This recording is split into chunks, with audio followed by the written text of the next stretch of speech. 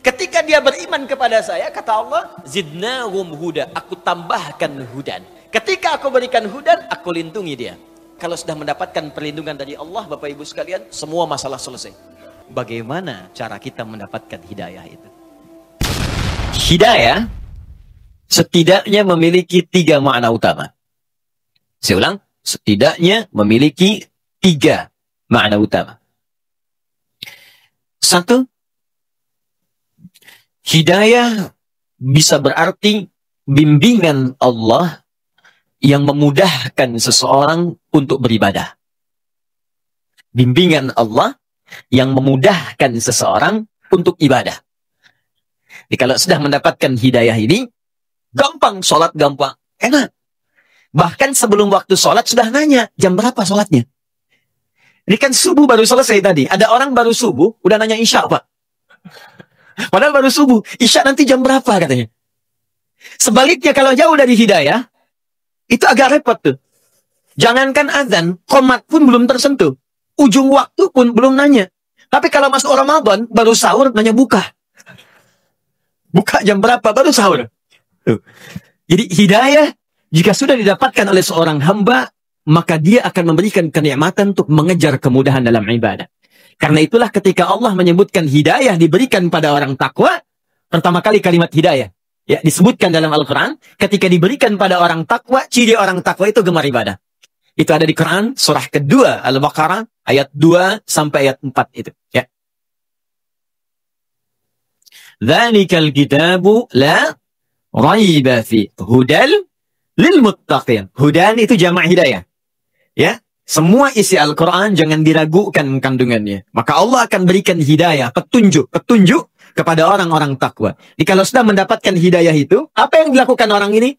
Maka pertama dia akan gemar menunaikan ibadah. Alladzina yu'minuna bil ghaib wa yuqimunas shalah.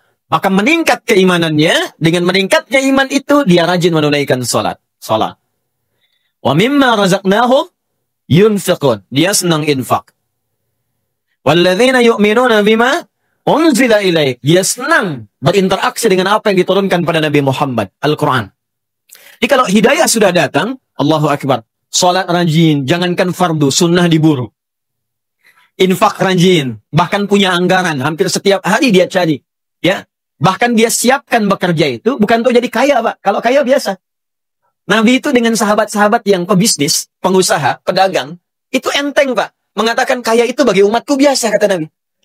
Kaya itu bagi orang Islam itu mudah. Yang sulit itu mengelola kekayaan untuk dipertanggungjawabkan di hadapan Allah. Makanya sahabat Nabi yang berdagang itu sukses semua. Tapi tahukah Anda, ternyata motivasi mereka menjadi kaya itu bukan untuk mengumpulkan harta, tapi supaya bisa beramal dengan harta itu. Makanya ketika ada menawarkan surga seluas langit dan bumi, dan amalan pertamanya itu bisa infak, semua orang pengen kaya. Supaya bisa infak. Quran surah ketiga ayat 133 sampai 134. Ya, lihat kalimatnya paling kanan sebelah atas di besar. Wasari'u ila maghfiratin min rabbikum wa jannatin 'arduha as-samawati wal ard u'iddat lil muttaqin. Pergegaslah Anda istighfar, koreksi diri. Jangan-jangan selama ini salah langkah. Salah langkah menggunakan harta, salah langkah mengamalkan ilmu, salah langkah menggunakan tubuh kita. Kaki salah langkah, mata salah pandang, tangan salah bergerak. Hati-hati. Ya, keluar masjid salah pakai sendal. Awas, hati-hati. Mata salah lihat. Istri di bawah, yang dilihat istri orang. Ya, hati-hati. Salah, banyak yang salah. Kata Allah, koreksi diri sebelum tiba waktunya pulang. Dan berharaplah punya cita-cita saat pulang nanti, punya tempat yang bagus. Anda di dunia punya harapan, nanti saya kerja, beli rumah begini, punya mobil sekian, pakaian bagus. Itu kan semua kita tinggalkan. Makanya saat seorang meninggalkan dunia, meninggal dia, kalimatnya telah meninggal dunia. Artinya semua yang melekat pada tubuh dia itu ditinggalkan. Maaf teman-teman, Anda mau kunjungan ke negara lain, bukan cuma bekal, butuh visa, bikin paspor, dan lain sebagainya. Sekarang Anda mau pindah ke akhirat, yang tempatnya lebih jauh. Jarak 1 hari perbedaannya sama dengan 1000 tahun. Masa kita ke sana nggak bawa bekal, kan nggak nyambung. Yang dekat saja butuh bekal, apalagi perjalanan yang jauh. Sekarang Allah balik, bekal kamu apa? Maka Allah tawarkan, kalau Anda ingin pulang, aku siapkan sebuah tempat di surga yang paling indah, yang luasnya seluas langit dan bumi. Silahkan Pak. Mau maraton bebas, mau koprol silahkan. Seluas langit dan bumi, nggak tahu ujungnya di mana.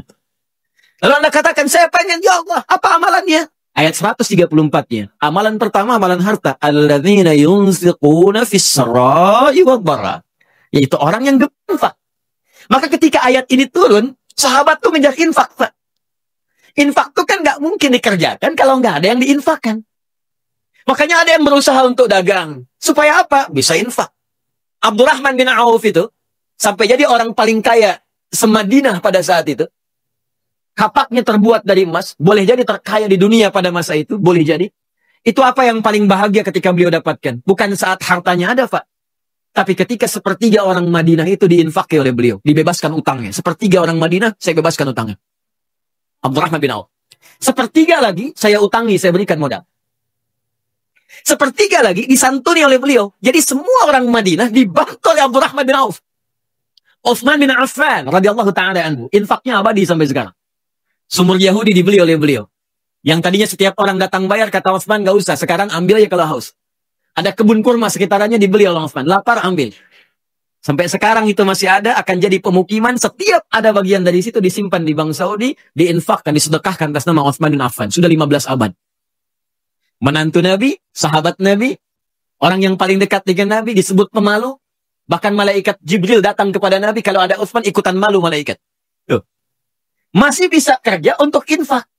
Antum sahabat Nabi bukan. Menantu juga bukan. Malaikat turun belum tentu malu lihat antum. Sekarang antum masih pengen ngejar dunia, apa persiapan Anda untuk akhiratnya? Dan Anda merasa satu saat kita akan pulang. Mungkin hari ini kita meninggal. Apa persiapannya? Maka kalau sudah Allah berikan hidayah kepada kita, maka persiapan akhirat itu lebih mudah, Pak. Enak gitu. Mau bangun, mau tahajud, seketika, bahkan bertanya, bahkan nyiapkan waktunya. Mau baca Quran, bahkan udah siap-siap, punya agenda. Sehari 1 juz, sehari 1 juz, 30 hari, khatam. Saya mau tanya pada Bapak Ibu, siapa yang ingin ke surga angkat tangan? Masya Allah. Yang surganya Firdaus. Yang pengen bersama Nabi.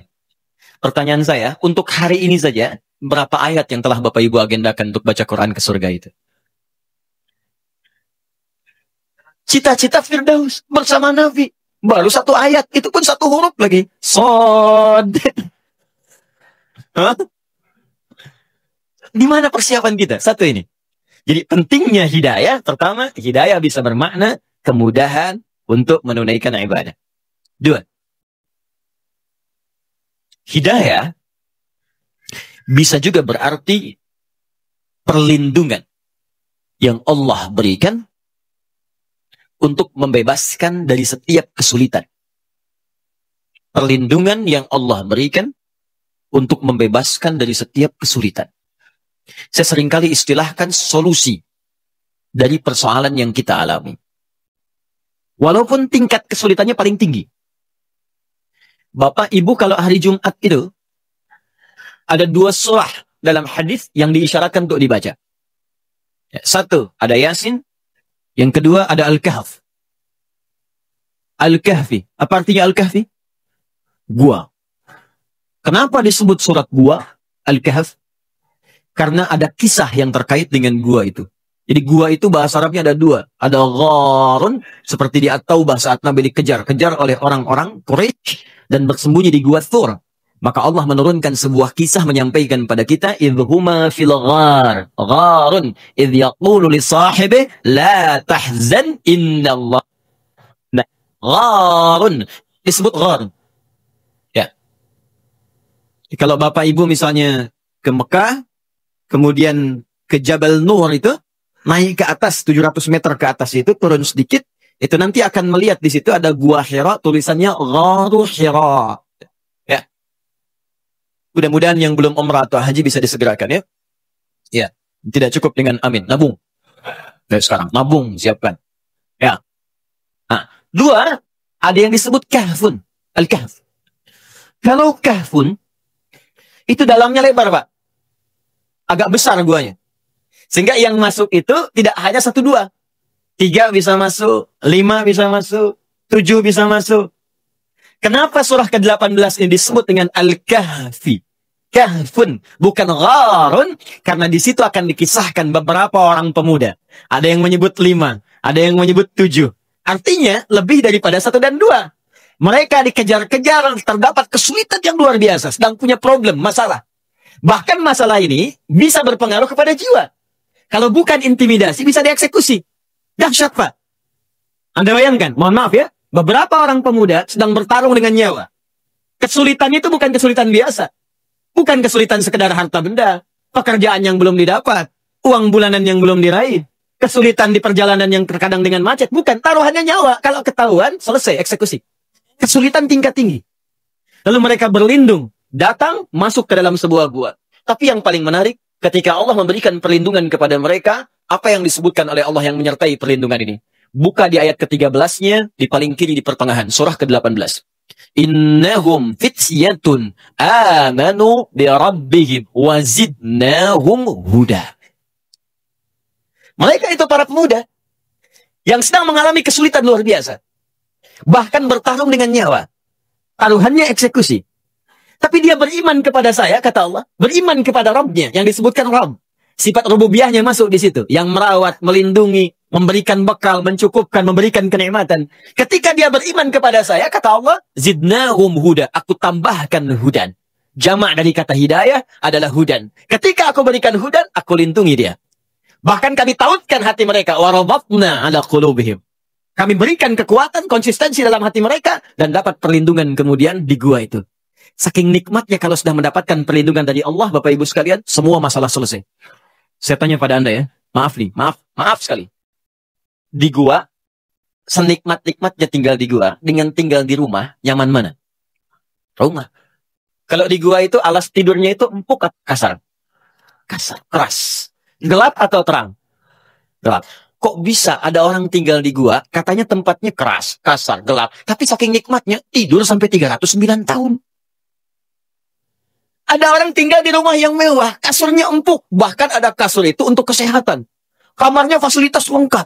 Tapi setiap 30 detik bangun. Disibukkan oleh kesulitan dirinya sendiri. Ini orang tinggal di gua. Tempatnya terlihat sempit. Keadaannya keras.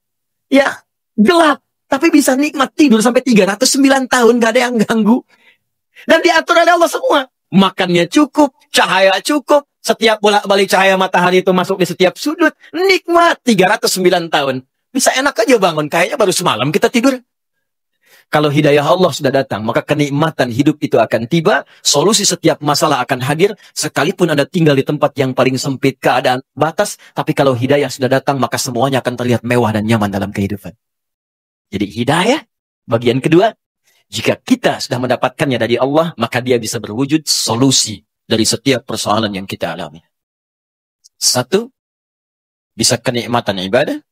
2, bisa jadi solusi dari setiap persoalan yang dialami. 3, hidayah bisa berarti jalan menuju kesuksesan dan kebahagiaan. Oh, kalau sudah dapat hidayah, sukses, bahagia. Ini sering kali saya ungkapkan. Bapak Ibu, ada sukses dan bahagia. 1, ada sukses, ya? Ada bahagia saja. Kalau sukses saja, belum tentu bahagia. Itu bahasa Arab standarnya fauz namanya. Turunannya disebutkan 29 kali dalam Al-Quran. Turunan ini bisa berarti faiz, izah, faizin. Ya, itu artinya kalau ada yang namanya fauzi, faizah, fauz, faizin, fauzan. Orang yang diharapkan sukses dalam kehidupannya. Walaupun belum tentu bahagia. Secara bahasa. Kalau diharapkan bahagia saja, bahagia, tapi belum tentu sukses. Itu bahasa Arabnya fariha. Fa-ra dan ha. Ya, farhan. Farah. Itu bahagia. Jadi kalau yang diberikan nama farhan, diharapkan bahagia selama hidupnya. Walaupun belum tentu sukses. Sekarang saya tanya, pilih mana? Sukses tidak bahagia, atau bahagia tapi nggak sukses? Kaya tapi gelisah, atau miskin tapi tenang? Tidak ada pilihan ketiga, jangan milih. Pilih mana? Pasti pengen yang ini. Karena itu Allah sudah mengerti isi hati kita, Allah sudah paham. Sebelum diungkapkan sudah tahu. Bahkan sebelum saya sampaikan tadi, di hatinya sudah berbisik pengen ini. Dalam bahasa Arab, Sukses dan bahagia kalau disatukan itu namanya falah. Falahun. Kalau Anda beli kamus bahasa Inggris dan Arab, menemukan kalimat falah, itu terjemahannya success and happiness. Ya. Sukses dan bahagia. Ya, bahagia dan sukses. Falah. Orangnya disebut muflih. Jadi kalau kita bekerja sudah menggenggam kesuksesan, kebahagiaan, disebut aflah namanya. Ya, saya menggenggam kesuksesan. Sudah saya genggam, gak ingin saya lepaskan. Saya bahagia. Maka tambahkan hamzah di depan awal kalimatnya, harakatnya fathah. A. Allah berjanji setiap orang beriman, kata Allah, aku janjikan kalau dia bisa mengikuti petunjuk Allah akan menggenggam kesuksesan dan kebahagiaan. Buka Quran surah ke-23 ayat pertama. Quran surah 23 ayat pertama. Surah orang-orang beriman. Bahasa Arabnya al-mu'minun. Qad aflahal mu'minun. Aflah. Qad aflaha. Pakai huruf tahqiq di ilmu nahwu. Ya, qad harfu tahqiqin yadkhulu ala kulli fi'lin. Ya, paham? Tidak. Ya. Qad, huruf yang menjamin kepastian yang masuk dalam setiap kata kerja di bahasa Arab. Temannya lam. Kalau lam harakat fathah, masuknya ke isim, kata benda. Walasr. Surah 103. Innal insana la fi. Kodnya nggak ada. Karena di situ ada tanda-tanda kata benda. Apa itu? Fi. Di ilmu nahwu tanda kata benda. Min ila an ala fi rubba ba kaf lam. Fi masuk di situ. Karena yang masuk kata benda maka menggunakan lam. Kalau masuk kata kerja menggunakan kod. Paham? Iya. Qad aflaha. Orang beriman itu kata Allah, aku pastikan. Begini cara menerjemahkannya. Aku pastikan setiap orang beriman akan menggenggam kebahagiaan dan kesuksesan dalam hidupnya. Qad aflahal mu'minun. Kalau sudah bahagia, maka dirubah langsung oleh Allah, bukan pekerjaan lagi. Langsung menjadi bentuk orang, subjeknya. Maka pindahlah kemudian, orang-orang bahagia ini disatukanlah dengan hidayah. Jadi kalau Anda ingin mendapatkan kebahagiaan itu, pesan kuatnya, maka ambil hidayah Allah itu. Nah, hidayah ini dalam bentuk jamak bahkan diberikan oleh Allah. Disebutkanlah di Quran, surah kedua Al-Baqarah, ayat yang kelima. Orang bahagianya disebut muflih, jamaknya muflihun. Al-Baqarah ayat kelima. Ulaika ala hudam mir rabbihim. Wa ulaika humul muflihun. Ulaika ala hudan. Ala hudan.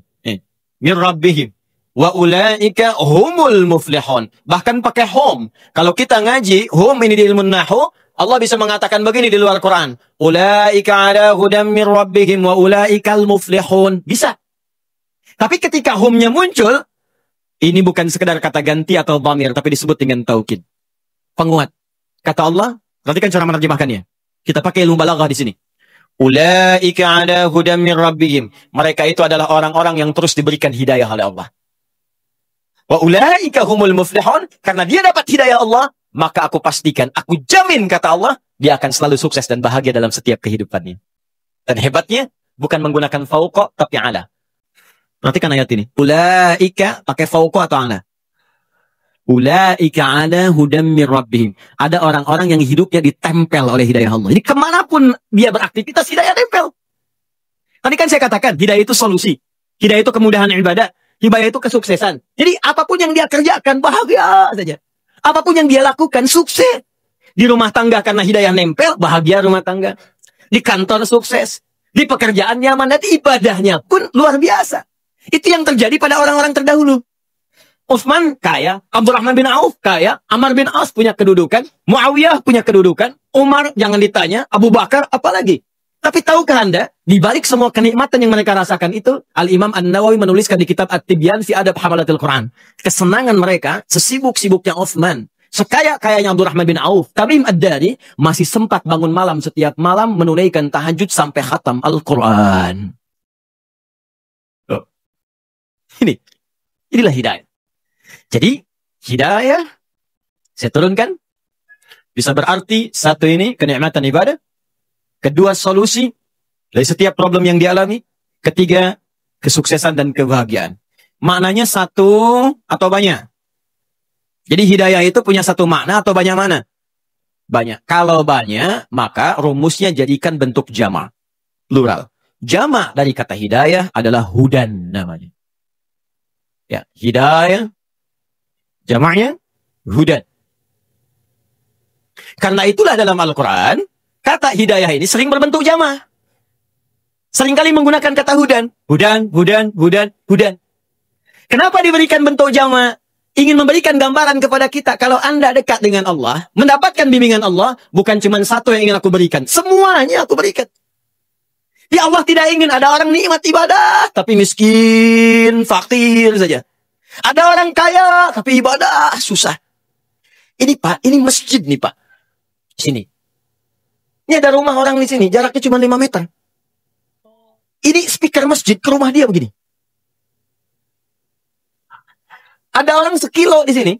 Yang ini nggak punya apa-apa, sepeda pun nggak pernah mimpi. Setiap ke masjid jalan kaki Pak. Ini sepeda ada, motor ada, mobil banyak tuh. Ya koleksinya banyak, jarak cuma 5 meter. Speaker masjid ke sini. Kayaknya luar biasa. Tapi untuk melangkah ke masjid sulitnya luar biasa. Dan Allah tidak inginkan itu. Makanya dijadikan bentuknya jamak. Kenapa? Sekaya-kaya pun masih nikmat ibadah. Sesulit-sulit pun masih ada solusi. Inilah rahasianya. Kenapa banyak kalimat hidayah dalam Al-Quran bentuknya selalu jamak. Paham sampai sini? Nah, sekarang kalau Allah sudah tawarkan semua kenikmatan dan keistimewaan privilege ini, maka siapa di antara kita yang tidak menginginkannya? Hanya orang kurang sehat yang tidak ingin mendapat hidayah Allah Subhanahu wa Ta'ala.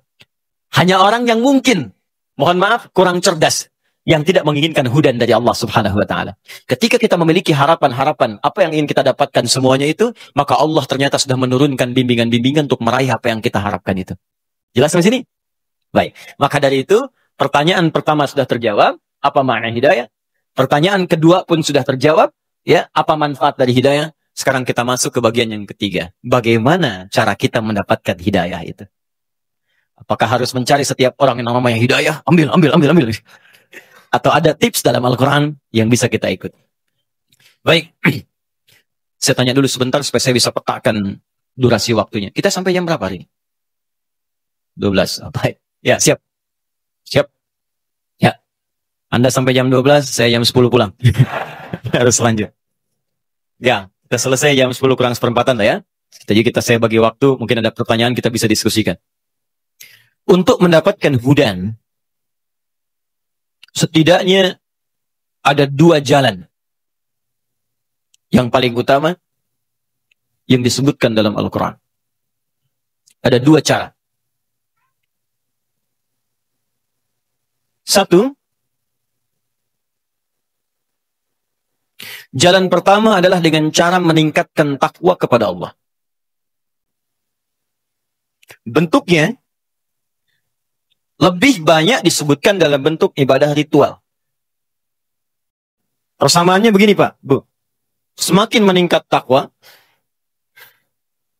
akan banyak semakin diberikan hudan, hidayah. Kalau takwa kita meningkat, ini datang semakin cepat. Datang. Orang takwa, kalau satu orang disebut taqi namanya. Nabi Yahya alaihissalam, ketika beliau disifati oleh Allah disebut dengan taqi. Quran surah ke-19. Quran surah 19 Maryam. Dari ayat 12 sampai 15-nya. Sebelah kiri dari atas sampai ke tengah. Ya Yahya khudhil kitaba biquwwah wa atainahu al-hukma sabiyya wa hanana min ladunna wa zakatan wa kana taqiyya. Satu orang. Tapi kalau dia banyak, maka berubah kalimatnya dari taqi menjadi muttaqin. Ya, jadi apa? Muttaqin. Muttaqin. Karena itu muttaqin diartikan orang-orang yang takwa. Jamak, betul. Muhammad imamul muttaqin. Muhammad imam para orang-orang takwa. Ya, ada yang namanya demikian. Muttaqin, orang-orang yang takwa. Ketika Allah menyebutkan kalimat muttaqin pertama dalam Al-Quran, itu disandingkan dengan kalimat hudan. Silahkan cek Al-Baqarah ayat kedua. Paling kiri sebelah atas, di mushaf. Dzalikal kitabu la raiba fi hudan lil muttaqin. Jadi kalimat muttaqin ketika disebutkan dalam Al-Quran pertama kali, yang pertama kalimat muttaqin. Ya, itu disandingkan dengan kalimat hudan. Bahkan saking spesialnya dikasih alif lam. Bukan muttaqin biasa. Alif lam itu kalau di ilmu nahwu disebut ta'rif. Ada ta'rif, ada istighraq. Ta'rif menunjukkan spesial, khusus. Beda dengan orang biasa. Kata Allah, aku akan berikan hudan kepada orang-orang spesial di kalangan orang takwa. Jadi takwa itu spesial, Pak. Bu. Kalau Anda ingin masuk golongan spesial, yang disebut spesial oleh Allah, masuk golongan ini. Ya, VVIP. Kan lain Pak kelasnya. Anda masuk ke sebuah ruangan, sebuah tempat ke bandara, VVIP mah lain sendiri. Masuk udah ada protokolnya, tempatnya enak, kadang nggak ngantri juga. Nah ini ada orang VVIP dalam pandangan Allah. Siapa orang-orang ini? Ini al-muttaqin. Bahkan semua isi Quran itu jadi petunjuk buat dia. Karena itu ketika Allah katakan, dzalikal kitabul la raiba fi, semua isi Quran jangan diragukan. Bahkan semua isi Quran akan jadi hudan, jadi petunjuk untuk dia. Saking spesialnya. Nah sekarang, ada rumus dalam ilmu Quran ditafsir begini. Kalau Allah menunjukkan atau memberikan isyarat kalangan spesial tertentu, maka jangan disimpulkan bahwa itu hanya diberikan pada golongan khusus saja. Cara menyimpulkannya, kita diajak untuk masuk dalam golongan itu. Contoh, ibu kenal Maryam? Kenal. Baik ya, bapak-bapak nggak kenal, ibu-ibunya kenal Maryam. Alhamdulillah, hanya di Nurul Hidayah ibu-ibunya kenal Maryam. Maryam anaknya Imran. Imran menikah dengan Hannah, melahirkan Maryam. Maryam itu kalangan spesial. Saking spesialnya banyak keistimewaan yang melekat pada beliau, bahkan disebutkan tidak akan pernah diberikan pada perempuan lain, selain Maryam saja. Apa yang beliau dapatkan? Setidaknya dua. Yang pertama bisa mengandung, melahirkan tanpa disentuh laki manapun. Bahasa Qurannya tanpa disentuh. Walam yamsasni bashar. Dan disebutkan nama dengan bintinya. Wa Maryam ibnata Imran. Maryam binti Imran. Di kaidah tafsir disebutkan kalau ada peristiwa, disebutkan namanya lengkap dengan bintinya, maka peristiwa itu hanya akan terjadi pada orang itu saja, tidak akan berlangsung kemudian pada orang yang lain. Makanya langsung disebutkan ini Maryam binti Imran. Yang mengalami ini cuma Maryam binti Imran saja. Yang bisa mengandung, melahirkan tanpa disentuh laki-laki manapun. Kalau yang mengandung, melahirkan tanpa bapak, banyak. Tapi yang tidak disentuh laki-laki manapun cuma Maryam binti Imran. Supaya nanti tidak ada orang mengaku di kemudian hari, saya pun Maryam kok. Bisa mengandung, bisa melahirkan, iya. Tapi bukan tidak disentuh tanpa bapak. Anda Maryam binti apa? Maryam binti Asep, Pak. Balik. Dua. Lihat Quran surah ketiga ayat 37. Paling kiri sebelah bawah. Quran surah ketiga ayat 37. Maryam mendapatkan keistimewaan. Allahu Akbar. Semua rizkinya langsung Allah yang turunkan. Hadir tanpa banyak ikhtiar-ikhtiar dari manusia-manusia sekitarannya. Itu Maryam punya mihrab, Bu. Ibadah di situ. Memang orang tuanya ingin khususkan anaknya ini yang satu ahli ibadah. Ini tips Pak buat kita, Bu. Saya sering katakan kalimat ini. Di semua keluarga besar kita, mesti ada yang jadi kebanggaan untuk di akhirat nanti. Siapkan. Jangan cuma dunia. Kalau dunia udah banyak, Pak. Bahkan perlombaannya sekarang nggak kurang menarik. Saking banyaknya orang. Jangankan orang beriman. Kalau jadi juara matematika, yang belum beriman pun bisa. Kalau cuma dapat Nobel, yang belum beriman juga banyak. Kalau cuma jadi orang kaya, yang belum beriman juga bisa. Tapi ada perlombaan yang tidak semua orang bisa mendapatinya. Perlombaan untuk bisa mendapatkan status terhormat saat kembali kepada Allah Subhanahu wa Ta'ala. Kesiapan oleh kita. Imran ini bukan nabi, Pak. Bukan rasul. Hana kalangan biasa.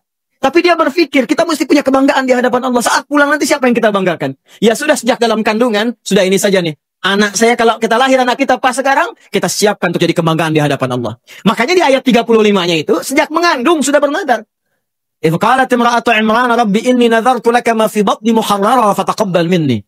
Ya Allah, aku bernadar, anak yang kukandung sekarang ini aku siapkan untuk berkhidmat kepadamu saja.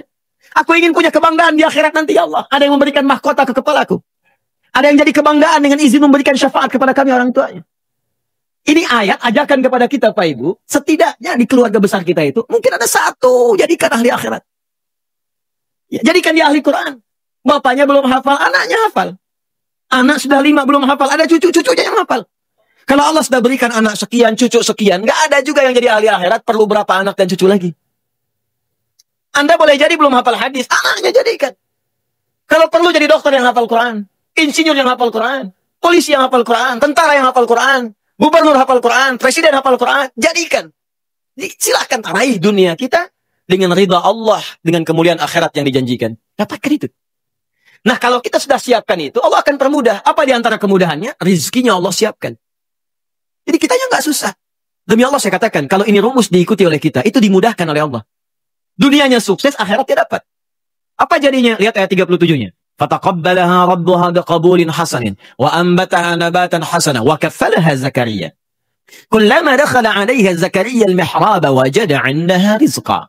Ketika orang tua berikhtiar dengan benar, dia siapkan anaknya untuk benar-benar fokus menaati semua ketentuan Allah, didekati Allah, diberikan nama yang baik, diambil guru yang baik dan soleh untuk mengajarkannya, pintar dan soleh, ditempatkan di lingkungan yang mendekatkan dia dengan Allah. Kalau konteks kita sekarang, carikan pesantren yang bagus, sekolah yang mendekatkan dengan Allah, cari guru-guru yang soleh bukan sekedar pintar. Yang pintar banyak sekarang, yang baik itu yang kurang. Yang cerdas banyak, yang soleh yang dibutuhkan sekarang. Kata Quran, cari yang soleh dan pintar. Cari tempat belajar yang bagus. Cari lingkungan yang bagus. Kalau itu sudah didapatkan, fataqabbalaha rabbuha, aku terima, kata Allah. Kalau Allah sudah terima, wa ambataha nabatan hasana, biar aku yang selanjutnya menanggung semua keperluan-keperluan dia. Allah yang selesaikan semua.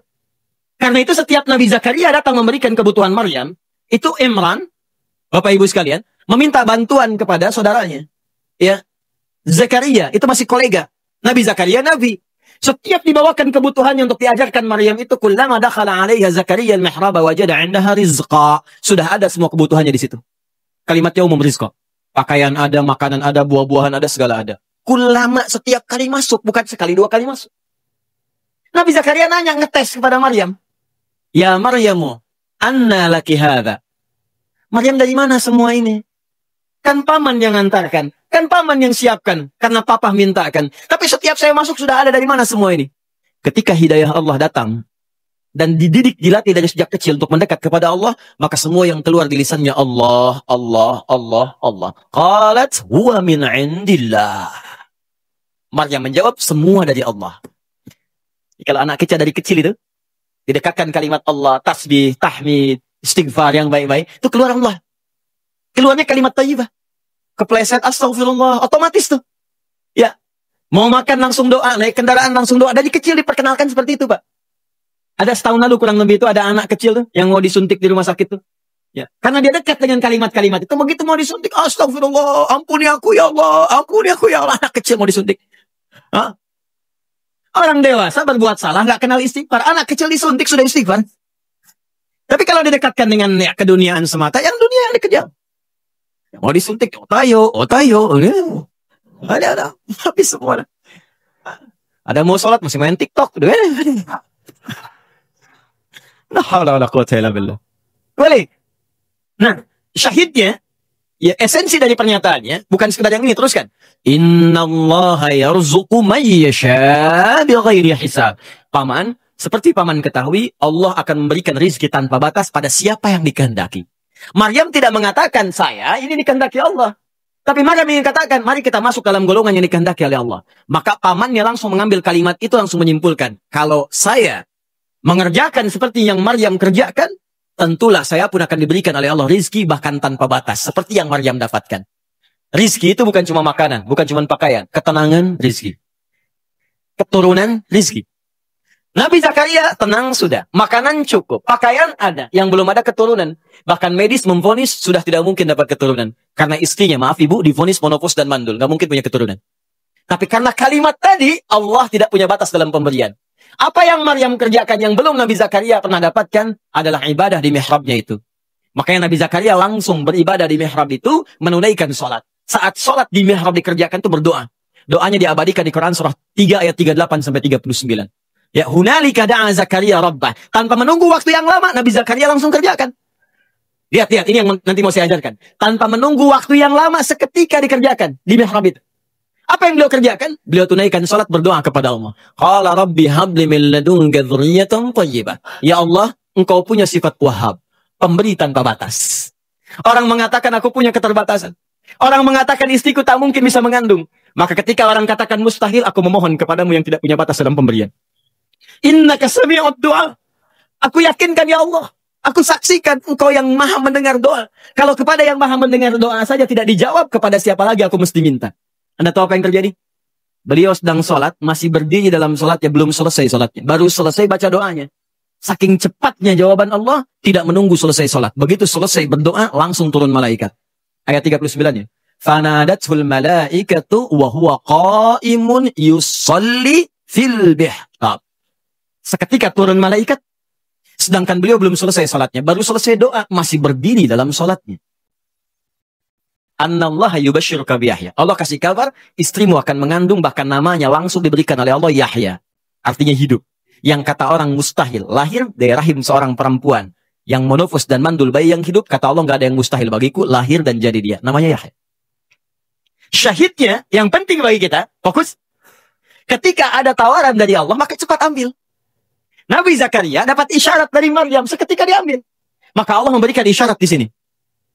Siapa yang mau jadi golongan spesial ini? Siapa yang ingin masuk dalam golongan muttaqin yang mendapatkan hudan? Dapat segala kenikmatan ini, kenikmatan ibadah, solusi persoalan, sukses dan bahagia.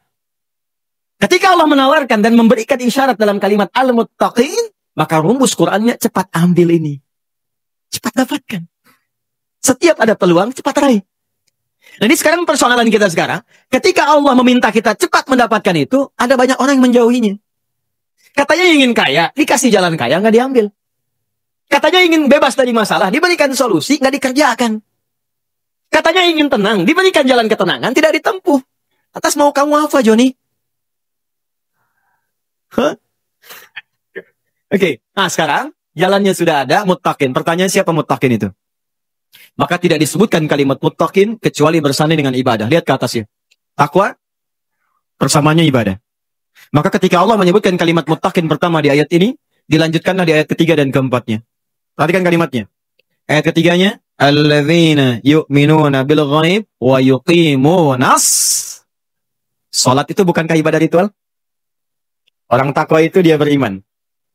Dia tingkatkan imannya dengan mengerjakan amalan. Apa amalan pertama orang takwa? Salat. Pak, Bu. Salat. Ini poinnya. Silahkan Anda cek. Makanya semua Nabi salat, Pak. Sahabat salat, tabi'in salat. Anda cek silahkan. Buka Qurannya, Anda temukan. Nabi Isa salat. Buka Quran surah 19. Ayat 31-33. Nabi Musa salat. Buka Quran surah ke-20. Ayat ke-14. Innani anallahu la ilaha illa ana fa'budni wa aqimis salata li dzikri. Kalimat Allah kepada Nabi Musa. Nabi Ismail salat. Bahkan minta keluarga besarnya salat. Buka Quran surah 19 ayat 55. Wa kana ya'muru ahdahu bis salat. Dan Nabi Ismail itu meminta semua keluarganya salat. Bahkan wahyu yang diwahyukan pada Nabi Muhammad, itu kata Allah sama persis perintah-perintahnya seperti nabi-nabi dulu. Dari sejak Rasul pertama diutus Nabi Nuh. Nabi Adam nabi, bukan Rasul. Ya, saya pernah jelaskan ini. Kalau Nabi diberikan risalah, misi untuk pribadinya saja. Dengan yang terdekat. Kalau Rasul diberikan misi untuk umat. Kenapa Nabi Adam bukan Rasul tapi Nabi? Karena saat Nabi Adam turun, umat belum ada. Yang ada cuma Adam dan Hawa. Ya, umatnya nggak ada. Makanya ada ya Nabi. Nuh alaihissalam sudah ada umat. Diangkatlah jadi Rasul. Ketika Allah menyebutkan wahyu yang diberikan pada Nabi Nuh, itu sama persis dengan Nabi Muhammad. Hanya Nabi Muhammad lebih sempurna. Dari mana taunya Ustaz? Buka Quran surah keempat ayat 163. Paling kiri sebelah atas di mushaf. Quran surah keempat An-Nisa ayat 163. Inna auhayna ilaika. Muhammad sungguh ta'zimun nafsi pakai inna. Sungguh dengan keagunganku kata Allah. Dengan segala kedahsyatan yang aku berikan kepada setiap rasulku. Perhatikan. Aku berikan wahyu kepadamu sama persis. Kama auhayna ila Nuhin wan nabiyyina min ba'di. Sama persis.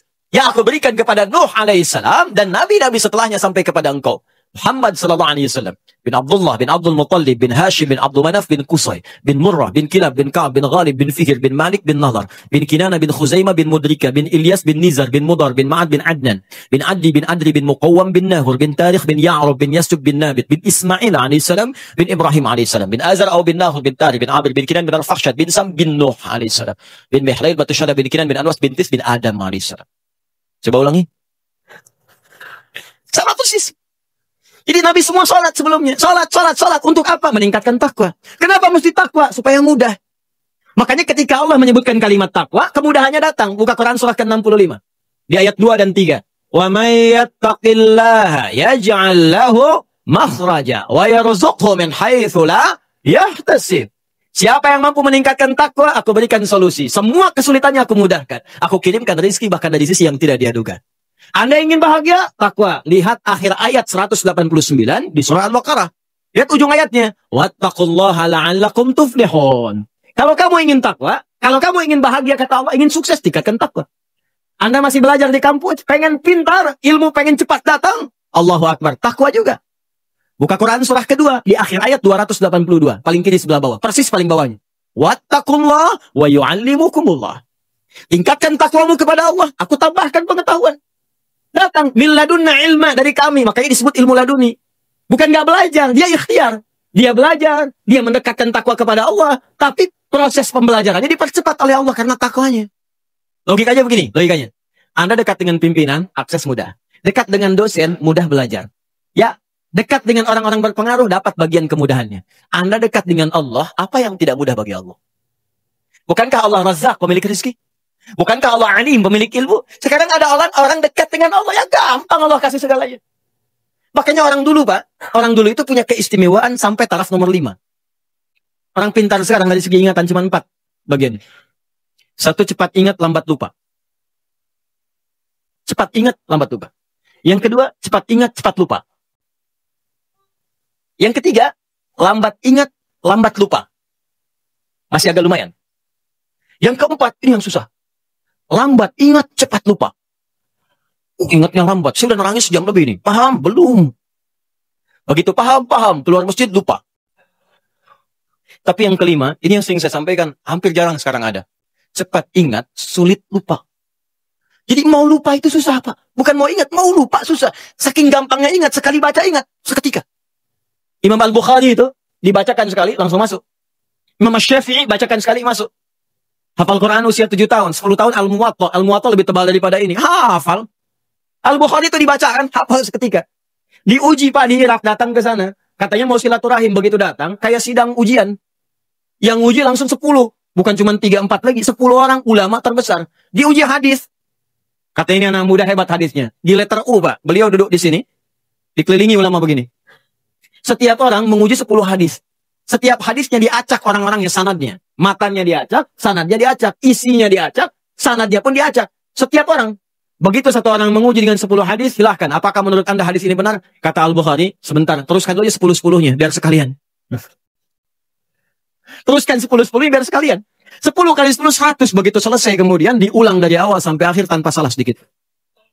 Yang ini sanadnya benar tapi matanya salah. Yang ini matanya benar tapi sanadnya salah. Ini ada yang ketukar. Ini bagian ini bukan ini bukan ini bukan ini. Semuanya. Sampai diakuilah. Kemudian ditetapkan pada saya itu dengan Imam Muhaddithin. Al-Bukhari. Nabi bukan, Rasul bukan, dipercepat oleh Allah. Jadi kalau takwa itu sudah meningkat, apa rahasianya? Takwa meningkat, datang semua ini. Sekarang kalau Anda tanya, amalan takwa itu apa? Pertama, sholat. Sholat, Pak. Makanya ketika Allah memaksa kita untuk sholat dengan hukum wajib, sebetulnya bukan ingin membebani, Pak. Saya sering sampaikan kalimat ini. Kalau orang paham hikmah sholat, dia akan tunggu dan rindu dengan sholat. Karena tahu setiap menunaikan sholat bukan beban kewajiban, bukan bebannya. Allah nggak butuh dengan ruku Anda. Dan Allah tidak butuh dengan sujud kita. Kita yang butuh dengan sholat kita. Makanya ketika ada orang bertanya, ya Allah kenapa sih mesti sholat? Maka Allah perdengarkan di setiap telinga kita. 24 jam tak berhenti. Ya, telinga bahasa Arabnya udhun. Jamaknya disebut azan. Maka ada azan yang dikumandangkan setiap hari. 5 kali dalam setiap pergantian waktu. Subuh ganti ke siang zuhur, adzan lagi. Ganti ke asar, adzan. Ganti ke maghrib, adzan. Bahkan mau malam pun masih adzan. Diperdengarkan. Yang paling dahsyat, adzan tidak pernah dalam waktu bersamaan semuka bumi. Selalu ada perbedaan. Tanah Kusir adzan, tiba-tiba Jakarta sana adzan. Jakarta selesai masuk Tangerang adzan. Tangerang adzan sampai ke Serang adzan. Serang adzan selesai Banten, Pandeglang adzan. Terus, ternyata semuka bumi 24 jam adzan tidak pernah berhenti. Apa itu adzan? Bukan sekedar panggilan, tapi kalimat yang ingin disampaikan pada setiap orang yang mempunyai telinga dan pendengaran. Adzan. Ketika diperdengarkan, ada syahadat. Allahu Akbar, Allahu Akbar. Makanya tidak sedikit ada orang-orang itu, Pak Ibu sekalian, masuk Islam karena dengar adzan. Dulu pernah ada orang, cuma nonton dia kuliah tuh di luar negeri. Ya. Kemudian di flatnya itu, bukan cuma orang Islam. Ada temannya non-Muslim. Yang Muslim ini bagus nih, bisa dibiasakan. Dia terbiasa dengan hal-hal Islami. Bahkan tayangan TV pun dia putar yang channel one itu dari Mekah. Tentang sholat, baca Quran. Ini bisa kita biasakan. Ke kantor, kalau sedang senggang baca mushaf, baca hadis. Mungkin bagi sebagian orang, dengan izin Allah dapat hidayah. Lewat kebiasaan kita. Begitu sedang membuka tayangan itu, muncullah sedang sholat isya. Tayangan persiapan sholat isya langsung dari Masjidil Haram. Yang non-Muslimnya tiba-tiba datang. Yang Muslim itu cuma iseng nanya begini. Kawan, menurut kamu, berapa jumlah orang yang ada di masjid itu? Temannya bilang begini, ya mungkin 1000, 2000 lah gitu. Ya. Apa jawab yang tim Muslim ini? Ada di sana sekarang setidaknya 500.000 orang sebelum diperlihatkan perluasan. 500.000 orang. Pertanyaan kedua, Perhatikan kalimat. Menurut kamu, berapa lama waktu yang dibutuhkan untuk membuat mereka semua rapi seketika? Dia berpikir sejenak, kemudian dia jawab, mungkin seminggu 2 minggu kayak. Seminggu 2 minggu, sepekan 2 pekan. Kata si muslim ini, aku akan tunjukkan kepadamu, tidak sampai 5 menit, semuanya akan rapi dan baris. Kata yang kawan tadi, mustahil, gak bisa itu. Tadi kan, rasionalitasnya jalan. Ketika rasio sudah mulai jalan, maka mudah bagi Allah memberikan hidayah dan hikmah kepada jiwanya. Maka seketika, kata temannya yang muslim, sekarang coba lihat. Begitu qomat, Allahu Akbar, Allahu Akbar. Wah, sudah. Yang tawaf berhenti semua. Yang tadinya duduk, berdiri semua. Siap. Bingung temannya. Jangan dulu Jangan dulu bingung. Lihat dulu nih. Begitu sudah imam yang mengatakan, Istau, istaqimu. Wah, semua rapi. Saat takbir, Allahu Akbar. Semua angkat tangan takbir. Maka apa respon yang non-muslim ini? Dia katakan kepada yang muslim, tolong tunjukkan kepadaku bagaimana caranya masuk Islam. Karena ini bukan agama buatan manusia. Gila ya? Ada orang nonton sholat Isya, masuk Islam. Ada orang sudah Islam, gak mau sholat Isya. Orang udah komat nunggu dekat subuh. Ini bisa jadi asbab hidayah. Dan yang paling menarik begini Pak, kadang dalam keseharian, kenapa cuma Anda yang dengar azan? Kenapa Anda yang lihat, Anda pulang kerja, bisa kan lewat jalan lain. Tapi kenapa Anda bisa melewati orang sholat? Kok bisa melihat orang ke masjid? Kok tiba-tiba lewat ke tempat masjid yang sedang azan? Itu kan hidayah. Sebetulnya Allah sedang jemput kita. Ketika Anda bertanya, kenapa kami sholat ya Allah? Dijawab lagi di suara azan. Hayya 'alas sholat. Kenapa sholat ya Allah? Teruskan. Hayya 'alal falah. Tuh, falah. Sukses dan bahagia. Ketika engkau bertanya, kenapa kami mesti sholat? Aku jawab, kata Allah, suara muadzin tuh. 24 jam aku perdengarkan padamu. Tanpa putus. Supaya kamu bahagia. Supaya kamu senang. Supaya kamu lancar. Supaya kamu gak punya masalah. 24 jam. Kalau sekali diingatkan, belum sadar, mungkin wajar. 24 jam diingatkan, gak sadar-sadar. Anda manusia bukan? 24 jam. Datang terus, kedengaran terus. Gak sadar juga. Perlu apa lagi? Di sekarang yang salah siapa? Jangan lagi Anda salahkan Allah. Ya Allah, kenapa saya mesti begini? Why me ya Allah? Why not? Kata Allah. Kamu saya kasih gak diambil-ambil. Makanya kalau kita sadar, cara berpikirnya begini, sholat membuat kita bahagia, maka semua orang akan menunggu waktu sholat. Karena itu ketika Anda punya masalah, kalimat sholat itu ketika disebutkan di Quran, bersanding dengan solusi. Quran surah kedua ayat 45. Wasta'inu bis-sabri was. Kalau engkau punya masalah, kata Allah, maka minta kepadaku. Sabar terima masalahnya, karena semua orang punya masalah. Bukan Anda saja, kata orang, semua orang hidup punya masalah. Perhatikan Quran surah kedua ayat 155. Walanabluwannakum bisyai. Semua orang yang hidup, kata Allah, aku akan uji dengan persoalan. Diuji dengan masalah. Masalah ini aku turunkan, bukan ingin membuat hidupnya bermasalah. Perhatikan bahasa Qurannya. Tapi ingin meningkatkan kualitas hidupnya.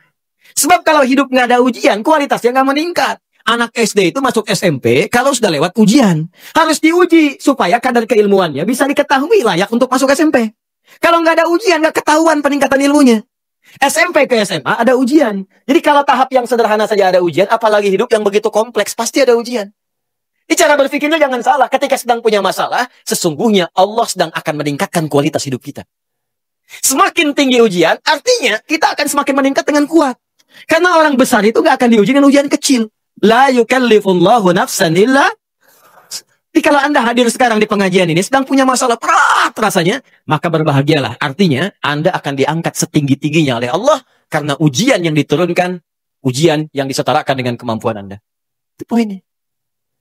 Gak ada orang hidup gak punya masalah. Apa dikira Ustadz gak punya masalah? Lebih banyak daripada jemaah. Tuh, masalah antum tuh. Saya jawab juga.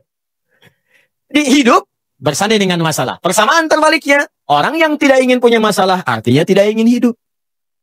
Siapa yang tidak ingin punya masalah? Angkat tangan.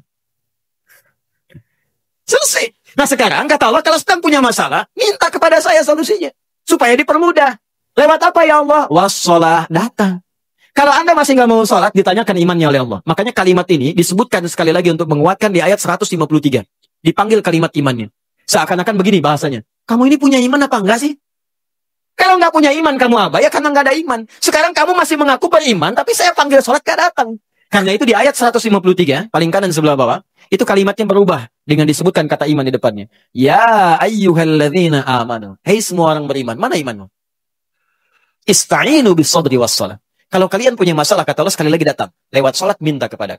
Makanya kalimat ista'in dirubah menjadi kalimat permintaan. Berubah jadi nasta'in. Saya tanya pada Anda, apakah kita mengucapkan kalimat nasta'in dalam setiap sholat? Berapa kali kita ucapkan dalam sehari? 17 kali. Iyyaka na'budu wa iyyaka nas. Hadis qudsi yang mengatakan, ketika seorang ibadah benar bacanya, membaca kalimat itu, benar salatnya, sampai di kalimat itu, maka jawaban hadis qudzinya, hadza baini wa baina 'abdi wa li 'abdi masal. Ini perjanjian antara aku dengan hambaku, maka apapun yang hambaku minta sampai di sini, aku akan kabulkan selama itu dia butuhkan.